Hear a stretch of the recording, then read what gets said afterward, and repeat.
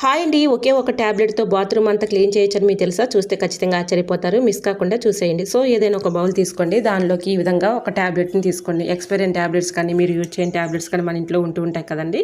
ఒక ట్యాబ్లెట్ తీసుకొని మెత్తగా పౌడర్‌లా చేసుకోండి. దానిలో కొద్దిగా డెటాలు, అలానే కొద్దిగా గోధుమ పిండి వేసేసుకొని, ఈ విధంగా కొద్దిగా హాట్ వాటర్‌ని కలుపుకోండి. కొద్దిగా డెటాలు, బేకింగ్ పౌడర్ వేసుకున్న తర్వాత, అలానే కొద్దిగా బ్లీచింగ్ పౌడర్ కూడా వేసేసుకొని, కొద్దిగా హాట్ వాటర్ కలిపేసుకోండి. ఇలా ఈ వాటర్ అంతా కూడా బాగా మిక్సింగ్ చేసుకోవాలి. ఇలా మిక్సింగ్ చేసుకున్నటువంటి ఈ వాటర్ని ఏదైనా ఒక బకెట్లోకి వేసేసుకోండి.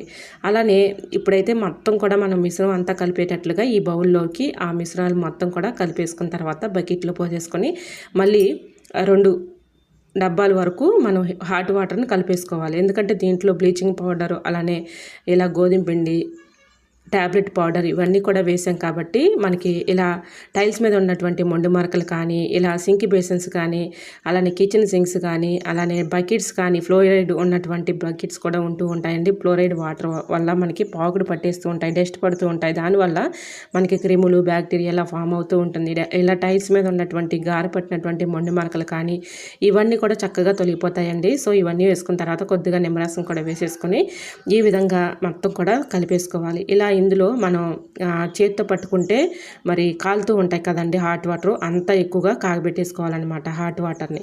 ఇలా కలుపుకొని ఈ మిశ్రమాలన్నీ కూడా హాట్ వాటర్ని ఇలా బాగా మిక్సింగ్ చేసేసి అందులో, సో మీకు ఎక్కడైతే టైల్స్ మీద మొండి మార్కులు ఉన్నాయో బాత్రూమ్ టైల్స్ మీద కానీ, అలానే లెట్రిన్లో కానీ, అలానే సింక్ బేసిన్స్ దగ్గర కానీ, కిచెన్ సింక్లో కానీ, బకెట్స్ కానీ ఇలా కొద్దిగా వాటర్ పోసేసుకుంటూ ఒక 10 నిమిషాలు కానీ, ఒక 20 నిమిషాలు కానీ అలా ఉంచేసి తర్వాత మనం చక్కగా క్లీన్ చేసుకుంటే చక్కగా క్లీన్ అయిపోతుందండి.